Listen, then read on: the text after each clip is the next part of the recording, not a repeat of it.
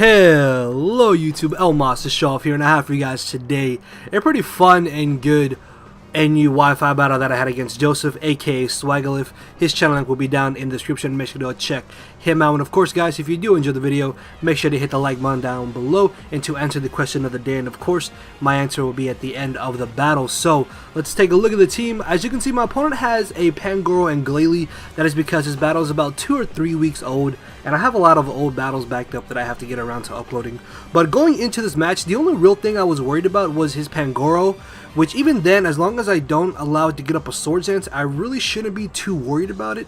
So I'm going to go ahead and lead off with my Hariyama on the off chance that he did lead off with this Archie, because what I'm going to be able to do is go straight for the fake out. However though, I was fearing that he could be a potential offensive Archie's lead, so I decided to switch directly into my Steelix, but it turns out that he most likely is just the standard Taunt, Endeavor, Head Smash, Stealth Rocks Archie's lead, which means I really have nothing to worry about from this Archie's for him to do any damage to my Steelix. So what I'm going to do is go ahead and Mega Evolve, and I'm going to go straight for the Heavy Slam, because at this point his best one to go for is potentially the Taunt, just because even if he goes for Endeavor, he won't be doing entirely too much damage to me. Plus, I will be able to finish him off with the Heavy Slam, because even Typhlosion won't appreciate switching into a Heavy Slam, as he does end up bringing Typhlosion after I knock out the Archops. Obviously, I do not want to take an Eruption, and on the off chance that he did decide to go for the extra sensory predicting my Hariyama, I decided to actually switch directly into my Prinplup, as he doubles out into Xatu, predicting me to bring in my Hariyama, because it turns out that he has Psyshock, which hits on the physical side as opposed to the special side, which means he would have been able to do more damage to my Hariyama. But the fact that I brought in Prinplup is actually going to be really helpful to me, because now I'm going to be able to go ahead and go for the Defog and get rid of his Stealth Rocks. However though, after all this damage that my Prinplup has taken, I'm going to be forced to leave it in, and I'm just going to try to get off as much damage as I can on the Xatu before he potentially knocks me out. But much to my surprise, after he knocks me into Torrent range, I'm going to be able to actually knock him out with my final Scald, which is really great for me, because now Xatu is one less thing that I have to worry about. However though, he gets a free switch into his Glalie, and as I mentioned earlier, at this point it's just best for me to leave in Prinplup for Death Fodder. Plus, I don't have any safe switch-ins to this Glalie whatsoever, so I was going to stay and go for a Scald, maybe try to get a burn or something if for some reason I did live, but of course I'm not going to be able to, because Mega Glalie is just such a monster. However though, I do have Hariyama, which does have Thick Fat, but if he did have Explosion, I believe that actually does knock out Hariyama at full HP. So this was honestly a really risky play for me to do, and then I make an aggressive play and I go straight for the close combat. As he decides to go for the double edge, I'm going to be able to easily knock out this Mega Glalie, which is great, as he brings in the Pangoro. Even though I am a fighting type, I am at -1 defense, so I really cannot risk staying in on this Pangoro, just because Hariyama is the only thing stopping his Typhlosion from coming in and utterly destroying my team. So I am going to be forced to switch out as I bring in my physically defensive Vileplume. I know I can live any hit that he wants to go for, as he goes for a Swords Dance. Honestly, I don't really care that I went for Swords Dance. At this point, my best move to go for is just Sludge Bomb, try to get off as much damage as I can.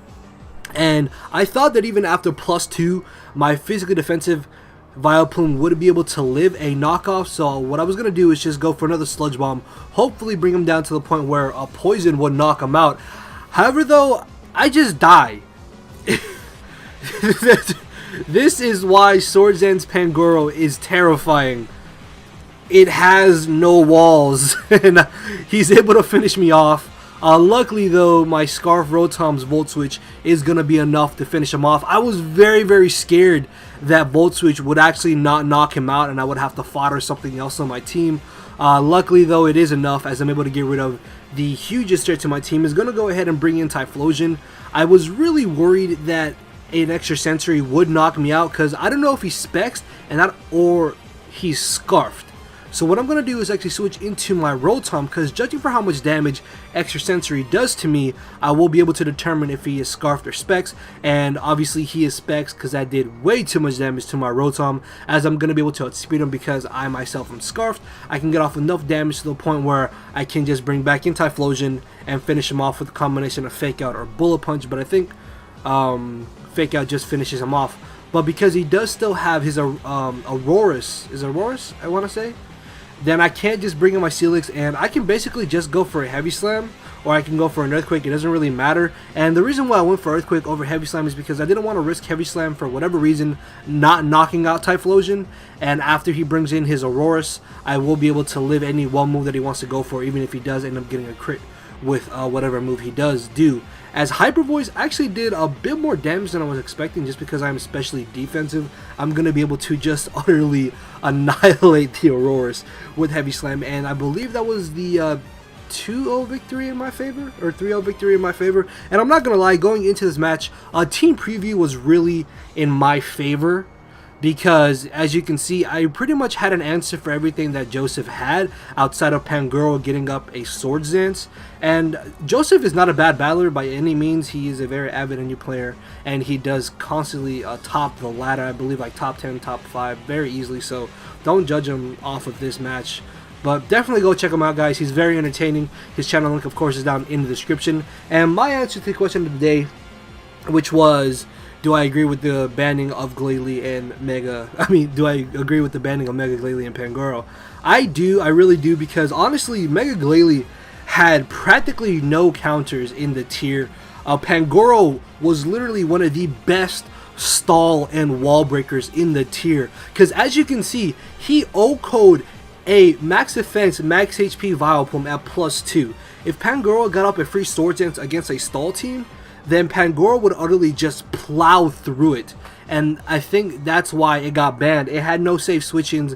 Same thing for Mega Glalie. It could just run through teams with a Refrigerate, Double Edge, Return. Explosion, I think, actually does knock out Hariyama, which I think was one of the best answers to Glalie. So Glalie could really punch holes through stall and through a lot of walls in the tier. So I definitely do agree with the banning. I don't want to see them go, because I really like using them, but I can definitely see why they should go. So yeah, let me know what you guys think of the banning of Mega Glalie and Pangoro. And with that being said, guys, you know what to do. Make sure to hit the like button down below. And with that being said, I will see you all tomorrow. So thanks for watching. Later, everybody.